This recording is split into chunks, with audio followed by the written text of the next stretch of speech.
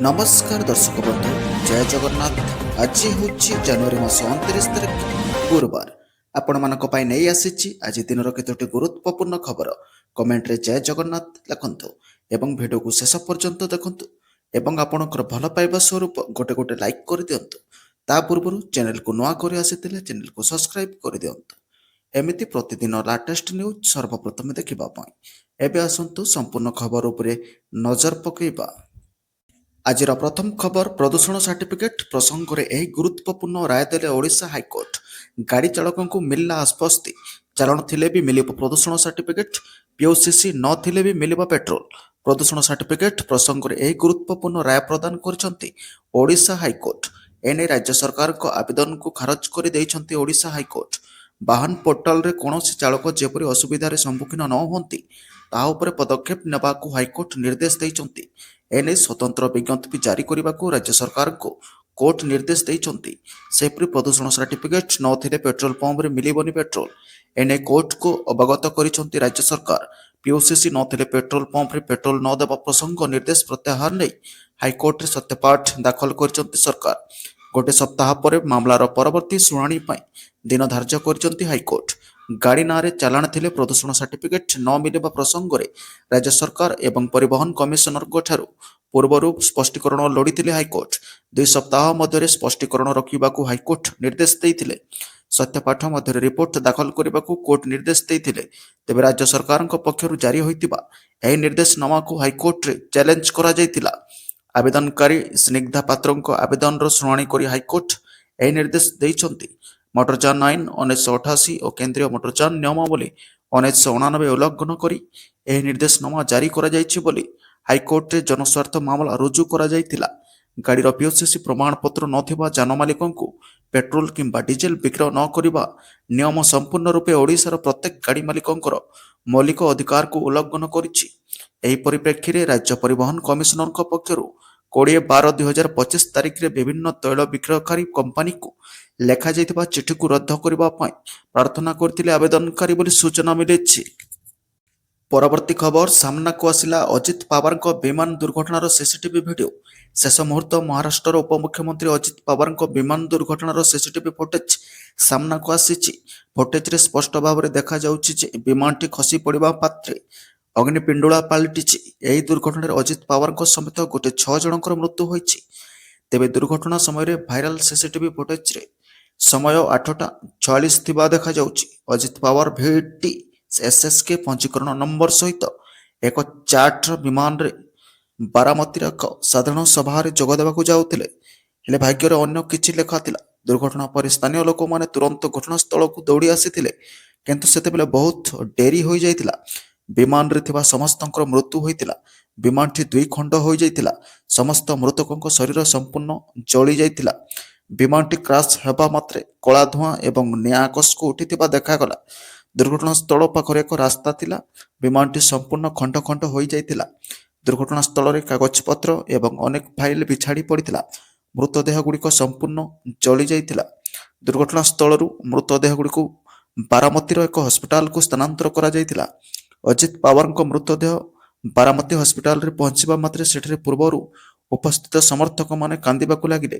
सेमाने सेमानकर प्रिय नेतांको एक झलक चाहुथिले। लोकंको कांदुथबा मुह दर्शाउथिला जे सेमाने सेमाननको नेतांको केते भल पाउथिले। परवर्ती खबर केंद्रर बड़ निष्पत्ति एणिकी सबु कर्मचारींकर कमिब दरमा। जानंतु काहेकि ओ केबेठारु लागू हेबो एही नियम। वर्तमान समय देश में अनेक प्रकार परिवर्तन चलुवा देखा मिलूँ। देशर उन्नति पर केंद्र सरकार विभिन्न स्तर में विभिन्न प्रकार परिवर्तन सब करुछंती, जहाँकि साधारण उपभोक्ता मानकु भोगिबाकु पड़ुछि। कोरोना भली महामारी समय देशर अर्थकोष संपूर्ण भाव में खाली हो जाइतिला। ସେହି ଅର୍ଥକୋଷକୁ ପୂରଣ କରିବା ପାଇଁ ବର୍ତ୍ତମାନ ସରକାର ଅନେକ ଜିନିଷର ଦରଦାମ ବଢ଼ାଇଲା ଚାଲିଛନ୍ତି। ଏହିସବୁର ପ୍ରଭାବ ସାଧାରଣ ଜନତାମାନଙ୍କ ଉପରେ ବହୁତ ଭାବରେ ପଡ଼ୁଛି। କେନ୍ଦ୍ର ସରକାର ଅନେକ ସମୟରେ ବିଭିନ୍ନ ପ୍ରକାର ଜିନିଷରେ ପରିବର୍ତ୍ତନ ଆଣିଥାନ୍ତି, ଯାହାକି ଲୋକମାନଙ୍କ ଉପରେ ବହୁତ ପ୍ରଭାବ ପକାଇଥାଏ। ଠିକ୍ ସେହିଭଳି ବର୍ତ୍ତମାନ ସମୟରେ ସରକାର ଦେଶରେ ଅନେକ ଗୁଡ଼ିଏ ବଡ଼ ପରିବର୍ତ୍ତନ କରିବାକୁ ଯାଉଛନ୍ତି। ଏହି ପରିବର୍ତ୍ତନ ଖୁବ୍ ଶୀଘ୍ର ଲାଗୁ ହେବାକୁ ଯାଉଛି। ତେବେ କ'ଣ ସେହି ପରିବର୍ତ୍ତନ ଗୁଡ଼ିକ ଆସନ୍ତୁ ଜାଣିବା। ବନ୍ଧୁଗଣ, କରୋନା ମହାମାରୀ କାରଣ ଦେଶରେ ବହୁତ କିଛି ବଦଳିବାକୁ ଲାଗିଛି। ଦୀର୍ଘ ଦିନ ଧରି ଦେଶରେ ସଟ୍ଡାଉନ୍ ଓ ଲକଡାଉନ୍ ଲାଗି ରହିବା କାରଣରୁ ଅନେକ ଲୋକଙ୍କର ଚାକିରି ଚାଲିଗଲା। ଅନେକ ଲୋକ କିଛି ଖାଇବାକୁ ମଧ୍ୟ ପାଇଲେ ନାହିଁ। ସବୁ ଲୋକ ଗୃହ ମଧ୍ୟରେ ବନ୍ଦୀ ହୋଇ ରହିଯାଇଥିଲେ। କିନ୍ତୁ ବର୍ତ୍ତମାନ ସମୟରେ ଅବସ୍ଥା ଧୀରେ ଧୀରେ ସ୍ୱାଭାବିକ ହେବାକୁ ଲାଗିଛି। ବର୍ତ୍ତମାନ ପୁଣି ସମସ୍ତ କାର୍ଯ୍ୟାଳୟ ଖୋଲିଲାଣି। ଲୋକେ ପୁଣି କାମ କରିବାକୁ କର୍ମକ୍ଷେତ୍ରରେ ଯୋଗ ଦେଇଛନ୍ତି। ଖାଲି ପଡ଼ିଥିବା ପଦବୀଗୁଡ଼ିକ ପୁଣି ଥରେ ପୂରଣ କରିବା ଆରମ୍ଭ କରାଗଲାଣି। କିନ୍ତୁ ଏହି ସମୟରେ କେନ୍ଦ୍ର ସରକାର ଦରମାକୁ ନେଇ କିଛି ଏଭଳି ଘୋଷଣା କରିଛନ୍ତି ଯାହାଦ୍ୱାରା ସମସ୍ତ କର୍ମଚାରୀ ବହୁତ ଚିନ୍ତିତ ଅଛନ୍ତି। ଚଳିତ ବର୍ଷ ଏପ୍ରିଲ 1 ତାରିଖରୁ ଆପଣଙ୍କ ପିଏଫ୍ ଗ୍ରାଚ୍ୟୁଟି ଓ ଦରମାରେ ଏକ ବଡ଼ ଅଦଳ ବଦଳ ଦେଖାଯାଇପାରେ। ସୂଚନା ଅନୁସାରେ ଏହି ବର୍ଷ ଏପ୍ରିଲ 1 ତାରିଖରୁ ଆପଣଙ୍କ ଗ୍ରାଚ୍ୟୁଟି ପିପିଏଫ୍ ବଢ଼ି ଯାଇପାରେ ଓ ଆପଣଙ୍କ ହାତକୁ କମ୍ ଦରମା ଆସିପାରେ। ଏହା କେବଳ ସରକାରୀ ନୁହେଁ ବରଂ ବେସରକାରୀ କ୍ଷେତ୍ରରେ ମଧ୍ୟ ଲାଗୁ ହୋଇପାରେ। ଏହି ପରିବର୍ତ୍ତନ ଦ୍ୱାରା କମ୍ପାନୀଗୁଡ଼ିକର ବାଲାନ୍ସ ସିଟ୍ରେ ମଧ୍ୟ ପରିବର୍ତ୍ତନ ଦେଖାଦେଇପାରେ। ଏହାର କାରଣ ହେଉଛି ସଂସଦରେ ପାରିତ ହୋଇଥିବା ଶ୍ରମ ବିଲ୍। ଏହି ବିଲ୍ର ନିୟମ ଅନୁସାରେ ଦରମାରେ ଏକ ବଡ଼ ଧରଣର ପରିବର୍ତ୍ତନ ହେବ। ଦୀର୍ଘ ଅନେକ ବର୍ଷ ପରେ ଶ୍ରମ ଆଇନକୁ ସଂଶୋଧନ କରିବା ପାଇଁ ନିଷ୍ପତ୍ତି ନେଇଛନ୍ତି କେନ୍ଦ୍ର ସରକାର। ଏହି ସଂଶୋଧନ ଦ୍ୱାରା ଭତ୍ତା ଟଙ୍କା ବୃଦ୍ଧି କରାଯାଇ ବେତନ ଟଙ୍କାକୁ ହ୍ରାସ କରାଯାଇଛି। ଏହି ଆଇନ ଲାଗୁ ହେବା ଦ୍ୱାରା କର୍ମଚାରୀମାନଙ୍କୁ ବହୁତ ଲାଭ ମିଳିବ ବୋଲି ପ୍ରତିକ୍ରିୟା ରଖିଛନ୍ତି କେନ୍ଦ୍ର ସରକାର।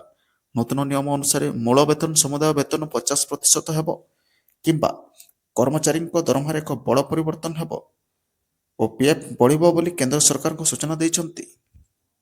ପରବର୍ତ୍ତୀ ଖବର, ବିଏମ୍ସି କର୍ପୋରେସନ ବୈଠକରେ ପାରିତ ହେଲା 1050 କୋଟି ଟଙ୍କାର ଡ୍ରାଫ୍ଟ ବିଲ୍।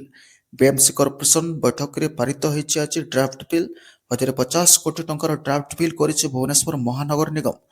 ବିଏମ୍ସି ନିଜ ଆଡ଼କୁ ଆୟକୁ ବୃଦ୍ଧି କରିବା ପାଇଁ ଅଣ୍ଟା ଭିଡ଼ିଛି। ହୋଲ୍ଡିଂ ଟିକସ, trade licence, parking, Kalyan Mandap, user fees ସବୁଠାରୁ ଆଦାୟ ହେବ ଅର୍ଥ। ଏଣିକି ହୋଲ୍ଡିଂ ଫିଜ୍ ବିଏମ୍ସି ନିଜର କରି ଜଣେ ଏଜେନ୍ସିଙ୍କ ଦ୍ୱାରା କରିବ ବୋଲି ସୂଚନା ଦେଇଛନ୍ତି ମେୟର। ଅନେକ ଲୋକ ହୋଲ୍ଡିଂ ଫିଜ୍ ଫାଙ୍କୁଥିବା ବେଳେ ବକେୟା ମଧ୍ୟ ରଖିଛନ୍ତି। ଏଜେନ୍ସି ତାଙ୍କଠାରୁ ଆଦାୟ କରିବ ବୋଲି ମେୟର କହିଛନ୍ତି। ଏହାଛଡ଼ା ଅନେକ ରେସିଡେଣ୍ଟ ଘର କମର୍ସିଆଲ ଭାବେ ବ୍ୟବହାର କରୁଛନ୍ତି, ତେଣୁ ତାଙ୍କର ଟିକସକୁ କମର୍ସିଆଲ ଭାବେ ନେବ ବିଏମ୍ସି।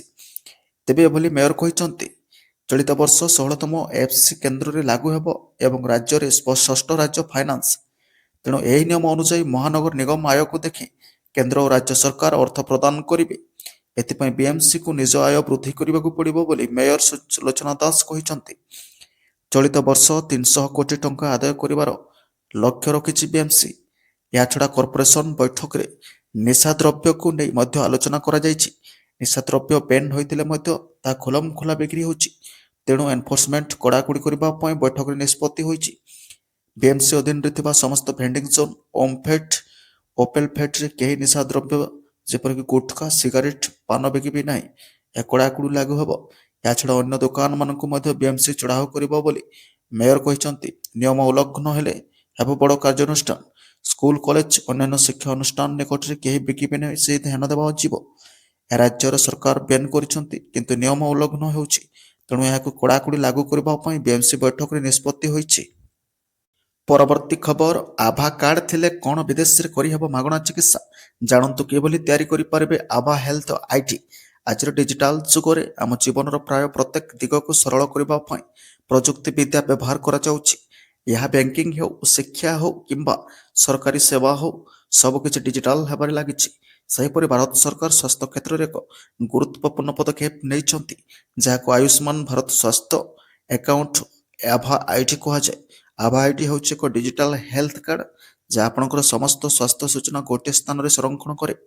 ଏହି କାର୍ଡ ସହିତ ଆପଣଙ୍କୁ ଆଉ ଆପଣଙ୍କର ପୁରୁଣା medical record, lab report, x-ray ଏବଂ ପ୍ରେସ୍କ୍ରିପସନ୍ ଫାଇଲ୍ ବାରମ୍ବାର ଆପଣଙ୍କ ଡାକ୍ତରଙ୍କ ପାଖକୁ ଆଣିବାକୁ ପଡ଼ିବ ନାହିଁ। ତେଣୁ ଆସନ୍ତୁ ଜାଣିବା ଭାରତର ଆଭା ହେଲ୍ଥ ଆଇଡି କିପରି ତିଆରି ହୁଏ ଏବଂ ଏହା ବିଦେଶରେ ଚିକିତ୍ସା ପାଇଁ ଉପଯୋଗୀ ହେବ କି ନାହିଁ। ଆଭା ଆଇଡି କ'ଣ ଏବଂ ଏହାର ଲାଭ? ଆଭା ଆଇଡିର ଅର୍ଥ ହେଉଛି ଆୟୁଷ୍ମାନ ଭାରତ ସ୍ୱାସ୍ଥ୍ୟ ଆକାଉଣ୍ଟ। ସରଳ ଭାଷାରେ କହିବାକୁ ଗଲେ ଏହା ଆପଣଙ୍କର ଡିଜିଟାଲ ସ୍ୱାସ୍ଥ୍ୟ ୱାଲେଟ୍। ଏହା ଆପଣଙ୍କର ସମସ୍ତ ଚିକିତ୍ସା ସୂଚନା ଯଥା ପୂର୍ବ ଚିକିତ୍ସା ରେକର୍ଡ, ଚିକିତ୍ସା ଅବସ୍ଥା ଏବଂ ଆଲର୍ଜି, ରକ୍ତ ପ୍ରକାର, ଆପଣ ନେଉଥିବା ଔଷଧ, ହସ୍ପିଟାଲ ପରୀକ୍ଷା ଏବଂ ରିପୋର୍ଟଗୁଡ଼ିକୁ ସୁରକ୍ଷିତ ଏବଂ ଡିଜିଟାଲ ଭାବରେ ସଂରକ୍ଷଣ କରେ। ଏହା ବିଭିନ୍ନ ହସ୍ପିଟାଲ କିମ୍ବା ଡାକ୍ତରଙ୍କ ନିକଟକୁ ପରିଦର୍ଶନ ମଧ୍ୟରେ ଫାଇଲ୍ ବହନ କରିବାର ଆବଶ୍ୟକତାକୁ ଦୂର କରେ। ଡାକ୍ତରମାନେ ଆପଣଙ୍କ ଅନୁମତି ନେଇ ଆପଣଙ୍କର ସମସ୍ତ ରେକର୍ଡ ଦେଖିପାରିବେ ଏବଂ ସେହି ଅନୁସାରେ ଉପଯୁକ୍ତ ଚିକିତ୍ସା ଆରମ୍ଭ କରିପାରିବେ। ବାରମ୍ବାର ପରୀକ୍ଷା ଦୂର ହେବ ଏବଂ ଭୁଲ ଔଷଧ କିମ୍ବା ଚିକିତ୍ସାର ସମ୍ଭାବନା ହ୍ରାସ ପାଇବ। ଆପଣଙ୍କର ଚିକିତ୍ସା ତଥା ସମ୍ପୂର୍ଣ୍ଣ ଭାବରେ ଆପଣଙ୍କ ନିୟନ୍ତ୍ରଣରେ ରହିବ। ଆପଣଙ୍କ ଅନୁମତି ବିନା କେହି ଏହାକୁ ବ୍ୟବହାର କରିପାରିବେ ନାହିଁ। ଆପଣ କ'ଣ ଆଭା ଆଇଡି ସାହାଯ୍ୟରେ ମାଗଣା ଚିକିତ୍ସା ପାଇପାରିବେ? ଆଭା ଆଇଡି ମାଗଣା ଚିକିତ୍ସାର ଗ୍ୟାରେଣ୍ଟି ଦିଏ ନାହିଁ। ମାଗଣା ଚିକିତ୍ସା ପାଇବା ପାଇଁ ଆପଣଙ୍କୁ ଏକ ପୃଥକ ଆୟୁଷ୍ମାନ କାର୍ଡ ଆବଶ୍ୟକ।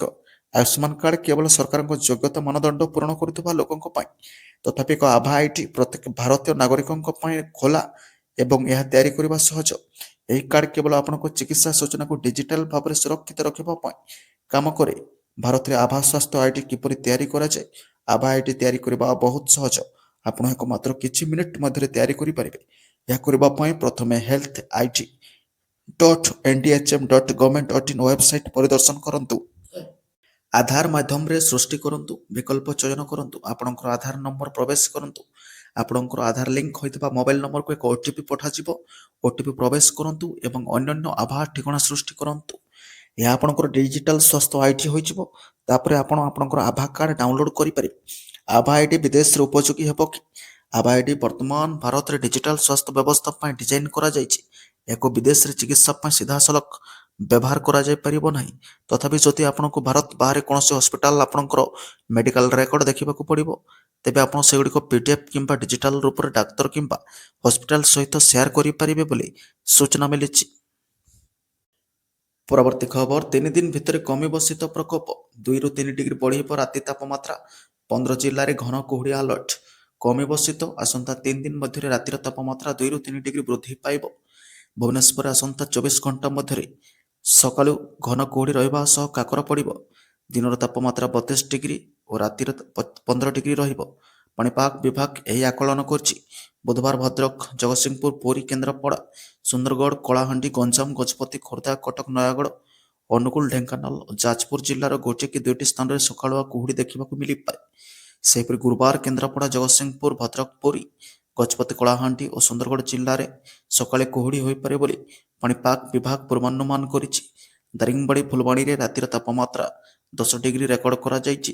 ନୂଆପଡ଼ାରେ 11 ଡିଗ୍ରୀ, ରାୟଗଡ଼ାରେ 12, ଝାରସୁଗୁଡ଼ାରେ 12.1, ରାଉରକେଲାରେ 12.4, ଅନୁଗୁଳ 12.6, ଭବାନୀପାଟଣା 12.9 ଡିଗ୍ରୀ ରହିଥିଲା। ଦିନରେ ସର୍ବାଧିକ 32 ଡିଗ୍ରୀ ଝାରସୁଗୁଡ଼ାରେ ରେକର୍ଡ କରାଯାଇଥିବା ବେଳେ ଭୁବନେଶ୍ୱର 31.7, ଅନୁଗୁଳରେ 31.1, ନୂଆପଡ଼ା, ଖୋର୍ଦ୍ଧା, ଜଗତସିଂହପୁରରେ 31 ଡିଗ୍ରୀ ରେକର୍ଡ କରାଯାଇଛି ବୋଲି ଖବର ମିଳିଛି। ପରବର୍ତ୍ତୀ ଖବର, ରାୟଗଡ଼ା ସହରରେ ଜଣ୍ଡିସ୍ ଆଶଙ୍କା, ସ୍ୱାସ୍ଥ୍ୟ ବିଭାଗର ତନାଘନା। ରାୟଗଡ଼ା ସହର ଇନ୍ଦିରାନଗର ଷଷ୍ଠ ଲେନ୍, କସ୍ତୁରୀନଗର ପ୍ରଥମ ଲେନ୍ ଏବଂ କତୁରୀ ବସ୍ତିରେ ଜଣ୍ଡିସ୍ ଆକ୍ରାନ୍ତଙ୍କ ସଂଖ୍ୟା ବଢ଼ିବାରେ ଲାଗିଛି। ଚଳିତ ମାସରେ 10ରୁ 12 ଜଣ ଲୋକ ଜଣ୍ଡିସ୍ରେ ଆକ୍ରାନ୍ତ ହୋଇଥିବା ସୂଚନାରୁ ଜଣାପଡ଼ିଛି। ଏନେଇ ସହରାଞ୍ଚଳ ଚିକିତ୍ସା ପାଇଁ ଯାଇଥିବା ବେଳେ ସେମାନଙ୍କୁ ଭାଇରାଲ ଜ୍ୱର ହୋଇଥିବା ନେଇ ଡାକ୍ତର କହିଥିଲେ। କିନ୍ତୁ ପରବର୍ତ୍ତୀ ସମୟରେ କିଛି ବ୍ୟକ୍ତିଙ୍କ ଆଖି ହଳଦିଆ ହେବା ସହ ଜଣ୍ଡିସ୍ର ଅନ୍ୟ ଲକ୍ଷଣ ଦେଖିବାକୁ ଘରୋଇ ଡାକ୍ତରଙ୍କୁ ଦେଖାଦେଇଥିଲେ। ଘରୋଇ ଡାକ୍ତର ପାଖକୁ ଯାଇ ଚିକିତ୍ସା ପରେ ଜଣ୍ଡିସ୍ ହୋଇଥିବା ଜଣାପଡ଼ିଥିଲା।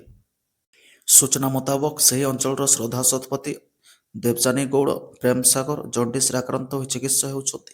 କିଛି ଲୋକ ଚେରମୂଳି ଔଷଧ ଉପରେ ଭରସା କରି ଖାଇଥିବା ଜଣାପଡ଼ିଛି।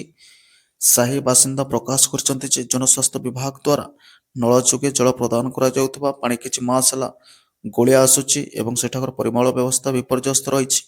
ଜଣ୍ଡିସ୍ ବ୍ୟବହାର ନେଇ ବୁଧବାର ସ୍ୱାସ୍ଥ୍ୟ ବିଭାଗ ପାଖରେ ଖବର ପହଞ୍ଚିବା ପରେ ସିଡିଏମ୍ଓ ଭି ସରୋଜିନୀ ଦେବୀଙ୍କ ନିର୍ଦ୍ଦେଶରେ ଜିଲ୍ଲା ଜନସ୍ୱାସ୍ଥ୍ୟ ଅଧିକାରୀ ଡିପିଏଚ୍ଓ ରୁମା ମହାପାତ୍ର, ଡାକ୍ତର ଶ୍ରୀନିବାସ ସାହୁ, ଡାକ୍ତର ସଂଗ୍ରାମ କେଶରୀ ନିମାଲଙ୍କ ନେତୃତ୍ୱରେ ଅପରାହ୍ନରେ ଉକ୍ତ ଅଞ୍ଚଳକୁ ସ୍ୱାସ୍ଥ୍ୟ ବିଭାଗ ଟିମ୍ ସହ ଗସ୍ତ କରିଥିଲେ। ଡାକ୍ତରୀ ଟିମ୍ ଘରକୁ ଘର ଯାଇ ତଥ୍ୟ ସଂଗ୍ରହ କରିବା ସହ ଆକ୍ରାନ୍ତଙ୍କ ଘରେ ବ୍ୟବହାର କରୁଥିବା ପାଣିର ନମୁନାକୁ ସଂଗ୍ରହ କରିଥିଲେ। ପରବର୍ତ୍ତୀ ଖବର, ସାବଧାନ, ଆପଣଙ୍କର ସହ ବି ହୋଇପାରେ ସ୍କାମ୍। ରାତାରାତି ଆପଣଙ୍କ ଡାଟା ଚୋରି ହେଉଛି କି? ଯଦି ଆପଣ ରାତିରେ ଶୋଇବା ପୂର୍ବରୁ ସ୍ମାର୍ଟଫୋନକୁ ବନ୍ଦ କରୁନାହାନ୍ତି, ତେବେ ସତର୍କ ହୋଇଯାଆନ୍ତୁ। ଯେତେବେଳେ ଆପଣ ଶୋଇଥାନ୍ତି ଏବଂ ଆପଣଙ୍କ ଫୋନ୍ ଷ୍ଟାଣ୍ଡ ବାଇରେ ଥାଏ, ଏହା ନିରନ୍ତର ଡାଟା ଟ୍ରାନ୍ସଫର କରୁଥାଏ ଏବଂ ଗ୍ରହଣ କରେ। ଏହି ଡାଟା ମଧ୍ୟରୁ କିଛି ଆବଶ୍ୟକତା ଆପଣଙ୍କ ଫୋନକୁ ଅପଡେଟ୍ ରଖେ ଏବଂ ଆପଣଙ୍କୁ ଏହାକୁ ଉଠାଇବା ମାତ୍ରେ ଆପଣଙ୍କ ନୂତନ ସୂଚନା ଦେଇଥାଏ।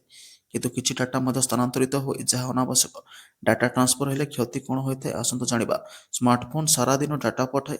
ଏଥିରେ ୟୁଜର ଟ୍ରାକିଂ ଏବଂ ବିଜ୍ଞାପନ ପାଇଁ ବ୍ୟବହୃତ ଡାଟା ଅନ୍ତର୍ଭୁକ୍ତ କରିଥାଏ। ବିଶେଷଜ୍ଞମାନେ କହନ୍ତି ଯେ ବ୍ୟକ୍ତି ଡାଟା ବ୍ୟବହାରକାରୀଙ୍କ ସମ୍ମତି ବିନା ସ୍ଥାନାନ୍ତର କରାଯିବା ଉଚିତ ନୁହେଁ। ଏହି ଡାଟାରେ ଆପଣଙ୍କର ସ୍ଥାନ, ଡିଭାଇସ୍ ସୂଚନା, ବ୍ୟବହାର ପଦ୍ଧତି ଏବଂ ଅନ୍ୟାନ୍ୟ ଅନେକ ସୂଚନା ଅନ୍ତର୍ଭୁକ୍ତ। ଯଦିଓ ଆପଣ ରାତିରେ ଫୋନ୍ ବ୍ୟବହାର କରୁନାହାନ୍ତି, ଏ ଡାଟା ନିରନ୍ତର ସେୟାର ହେଉଥାଏ। ଏହା ୟୁଜର ପ୍ରୋଫାଇଲକୁ ନେଇଥାଏ, ଯାହାପରେ ବିଜ୍ଞାପନ ଦେଖାଇବା ପାଇଁ ବ୍ୟବହୃତ ହୁଏ। ଗତ ବର୍ଷ ଅନେକ ପ୍ରମୁଖ କମ୍ପାନୀ ଆଣ୍ଡ୍ରଏଡ୍ ବ୍ୟବହାରକାରୀଙ୍କ ଉପରେ